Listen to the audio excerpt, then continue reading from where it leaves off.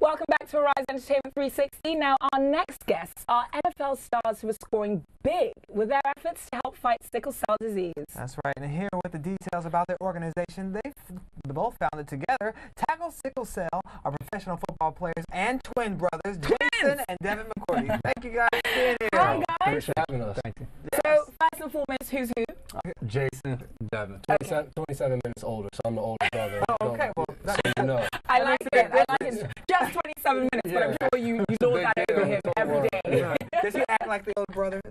No, I've kind of taken on that role. Okay. He made sure that I went into the NFL first. I got married first. I had kids first. So I'm kind of taking the leadership role. I like that.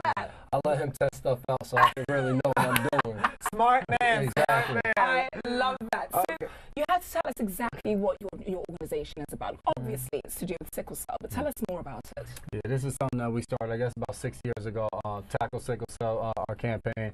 We were able to partner with Embrace Kids, just a foundation over by Rutgers, where we both went to college. And it just started as something, the disease is near and dear to our heart. Our father had the trait. He passed away when we were young kids. We have an aunt and uncle who both suffered from the disease. And for us growing up, we were always extremely close with our aunt. And as kids, she never really showed us that side that was in pain and that was hurting. And that's the thing with the sickle cell disease. From the outside, a person can look totally normal, but on the inside can be it could be in a lot of pain. And as we got into college, we really started to see, and she started to open up more about the disease. And it just really inspired us to really want to use our platform to get back and raise awareness and be able to help those families and people close to them, loved ones who suffer from the disease. Well, Devin, give us a little bit more understanding of what it is, because all a lot of people know is that T-Boss from TLC had it. Like, a lot of people don't really understand what it is, and you said it's painful, but how does it affect people? Yeah, so it affects your red blood cells, and normally your red blood cells are in an oval shape. They're able to, form in different shapes to move through the body, and oxygen flows. When we have sickle cell, those blood shapes are now in a sickle, a crescent, a half moon type. And what happens, they're also sticky. So at times they get clogged up. They're not passing through, oxygen's not passing through your body. So it affects the different organs that are now not getting oxygen, and it could affect you and cause extreme pain. We just, earlier today, we did a panel with a young lady. She said for her, it was her back and her knees. Usually when those pain crises happen, so she said when they happen, I'm not comfortable even walking. Like, I gotta lay down. And she said it. There's times where she'd feel great, and the next day, instantly, she gets hit with a crisis, and it just puts her down maybe for a week, maybe a couple of days if she's lucky, or it could be 2 weeks in the hospital. You just don't know. I read a few years ago that if you live above the age of 20 and you have sickle cell, that you're likely to live for a few more years than that. But then I read recently that actually that's a myth. Which is it? We have an aunt who we're really close with. She's now 67 years old. Wow. Hey, man. And when she was a young kid, they told her she wouldn't live to see 35. So each case is very different. And like Dev said, we did a panel earlier.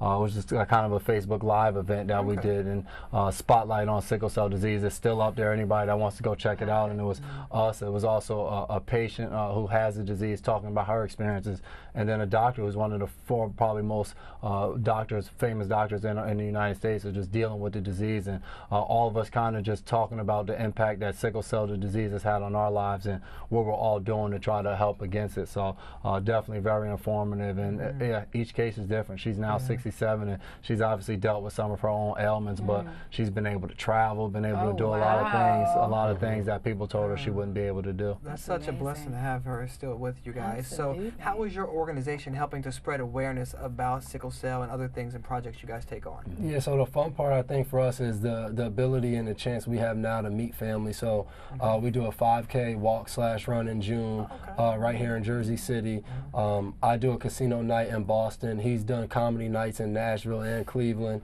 Wait. Are you funny? Oh, I didn't say he didn't say I was doing it. I'm just hosting it. I typically go on there and introduce the funny people to come over here. You might have a joke or two in there. Don't put you on the spot. Are you sure? No, I'm not. It has to be in the flow of things. And then we do a casino night at Rutgers and a blood drive. So we try to do a bunch of different events, and I think the cool part is obviously raising money to financially help these families that are dealing with it, but also the network it forces people to have.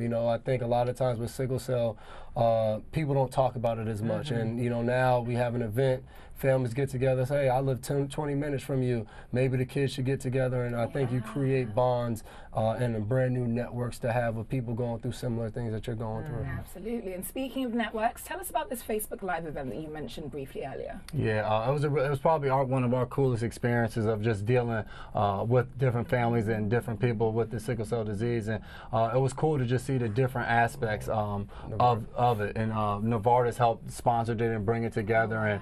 And just to hear from the young lady who's suffering from sickle cell disease and to hear her talk about some of the things that she's gone through that have helped, some of the things that she didn't like, it was pretty cool, you know, just for her to talk about. She went to college, she's trying to now become an actor, and just talk about her, and she's had accomplishments in different, she's had setbacks, but she continues to thrive. And then to hear from the doctor and hear some of the specific things of about the disease, why it causes pain and different things of that nature. It was just a really cool experience for us, because everything you go through has been eye-opening. Earlier this morning we met a young man who's 12 years old, Parker, and he suffers from sickle cell disease. And you know, anybody that has a disease, your stay, like Dev just said, in the hospital can go from a day to 2 weeks sometimes. And he's fortunate enough where his mom, she's able to take off work and be there with him every day. And he talked about when he walks around, though some of the other kids aren't as fortunate. Some parents have to go back to work, have other siblings.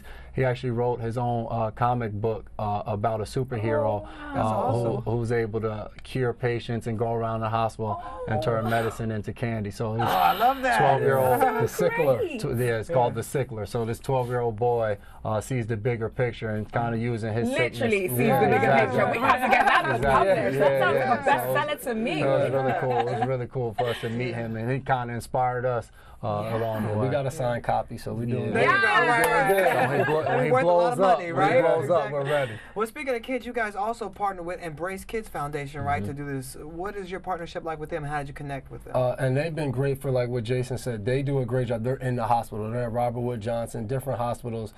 So when parents aren't able to be there and support their kids because they're at work, this organization, Embrace Kids, comes in there. They have people out there with the kids.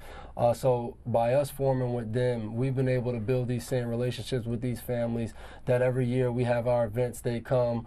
We're able now, we text kids, and you know, we got to talk to this kid, Jimmy, who we saw last week, and he told us how well he's doing in school. He's at top of the class, top like 10% of the class. So it's been great just to see their work. And you know, I tell a lot of people, we get the easy work. We come in for events and we keep in touch with people. But a lot of these groups, whether it's Novartis, Embrace Kids Foundation, they do a lot of the grunt work that puts things together, and we appreciate that, and we just try to do our part. That's awesome. Amazing. Okay, now we're going to switch gears ever so slightly. Yes. We're going to talk sports. Yes. Okay, I don't actually know anything about sports. Oh, I do know about the Super Bowl because they taught me about it. Apparently, the men in blue were playing the men in green. And that's all you needed to know. Thank you. Right. That's about all I do know. But you got to go, so that was pretty exciting, right? Yeah, for me, I've been fortunate. That was the 4th time I've played in the Super Bowl. 2 of them I thoroughly enjoyed the outcome. 2 of them not so much. So, you know, this one was the not so much one, but it's an incredible experience to be there with your team, and I also think your family really gets to enjoy being there supporting you. Well, I think the amazing part of it is that, you know, maybe 10% of the people who actually dream of going to the NFL make it to the NFL, and you guys being in one family. Yeah, one family, both making it to the 100% NFL. of the kids are in the NFL. I was like, how does that happen, and how does that make you guys feel? It's just been such a blessing. You know, earlier we talked to Tiki Barber, and Tiki played in the league with his twin brother, Rondé Barber. And I mean, when we were kids growing up, they were kind of our inspiration. Like, man, it can be done. And to be just identical twin brothers in the league, there's a few others, but I can remember growing up and having a Pop Warner football games and us waking up early, going over all our plays, and talking about dreaming of being able to do it, and we're actually living out that dream. So you it's guys been should a blessing. play for the same team and then That's just what we're trying to do. deceive your players, the teammates, and be do like, I'm Devin. No, I'm Devin. No, I'm Devin. Maybe at one point we can do that, get together on the same team. So man, when you guys are living the dream, continue doing it and continue tackling sickle cell. We need that organization, so continue the great work. And we can catch the Facebook Live. It's still up. Where do we go to catch that? Go right on Facebook Live, and you can just spotlight on the sickle cell disease, and it'll be right there. Type that in, spotlight sickle cell disease. Jason and Devin, thank you so much. Thank you for all your hard work. Appreciate it. Thanks for for having us. We have a lot more still to come on Arise Entertainment 360, so we will see you after the break. That was good, guys.